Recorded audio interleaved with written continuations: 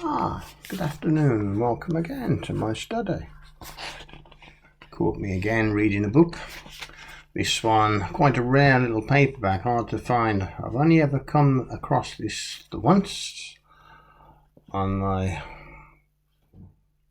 my life full of travels, doing all the thousands of bookshops and antique fairs. This one, 1972 it is.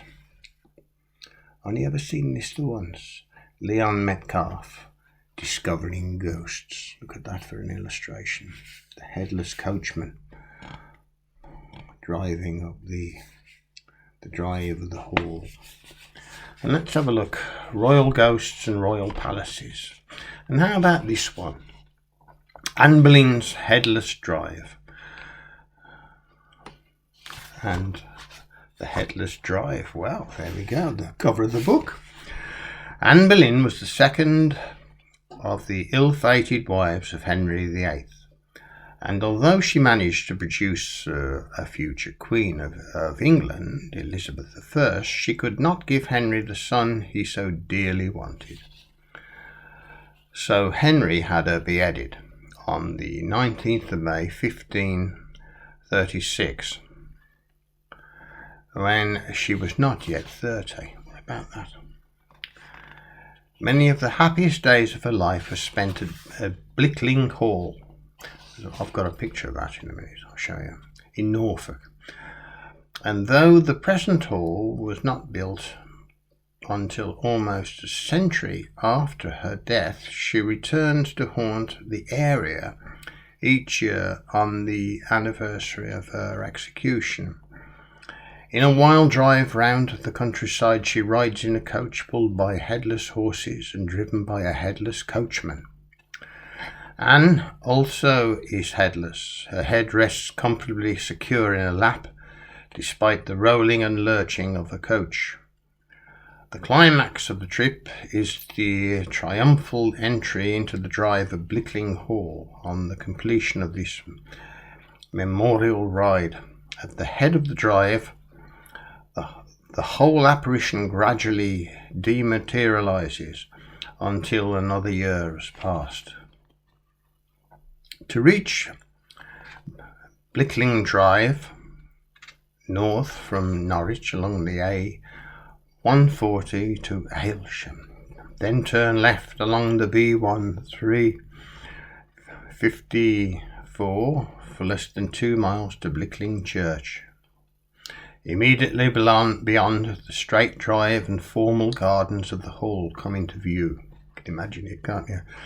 Anne Boleyn spent much of her childhood at Hever Castle in Kent.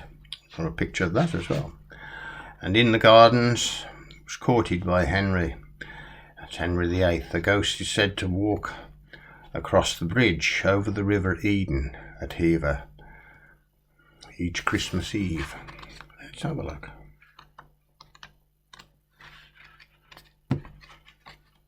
Coming up.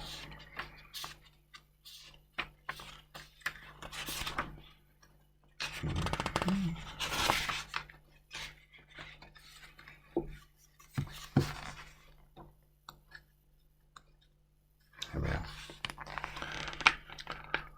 On the anniversary of her execution, Anne Boleyn's headless ghost is driven in a phantom coach up the drive to Blickling Hall, Norfolk. The bottom photograph, there it is. I'll try and get as close as I can.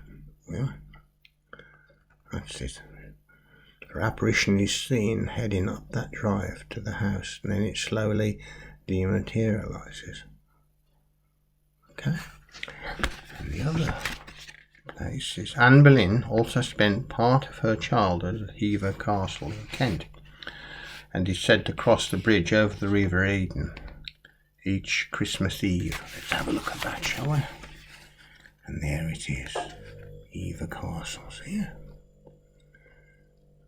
Beautiful place. Beautiful place. There we are. Hope you enjoyed it. It's a short story, historical one. It was important to Anne. And strange enough, the cover of the book, I mean, there's other stories in there. actually covers the story of Anne Boleyn's drive, and there's the headless coachman, the headless horse as well, with Anne inside the coach.